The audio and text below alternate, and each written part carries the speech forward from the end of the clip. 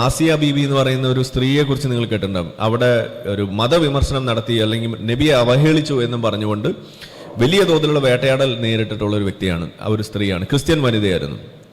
അതൊരു കള്ളക്കേസായിരുന്നു. ആ സംഗതി അവിടെ കത്തിച്ചു നിർത്തുന്നതിന് ഏറ്റവും കൂടുതൽ പണിയെടുത്തിട്ടുള്ള പാർട്ടി അത് ഈ TLP എന്ന് പറയുന്ന പാർട്ടിയായിരുന്നു. ഈ TLP എന്ന് പറയുന്ന പാർട്ടി ഒരു സൂഫി മിലിറ്റന്റ് പാർട്ടിയാണ്. അതെന്ന് വെച്ചാൽ അവരും സൂഫികളാണെന്നാണ് അവരെ അവകാശവാദം. അപ്പോൾ സൂഫിസം എന്ന് പറയുന്നത് ഒരു മികച്ച സാധനമാണ് എന്ന രീതിയിൽ ആർക്കെങ്കിലും ഒരു തെറ്റിദ്ധാരണ ഉണ്ടെങ്കിൽ അത് മാറ്റിവെക്കുക എന്നാണ് ഞാൻ പറയുന്നത്. അത് ഒരു ബാഹുബലി 1 മാത്രം നിങ്ങൾ കാണുമ്പോൾ അതൊരു നല്ല സാധനമായിട്ട് നിങ്ങൾക്ക് തോന്നും.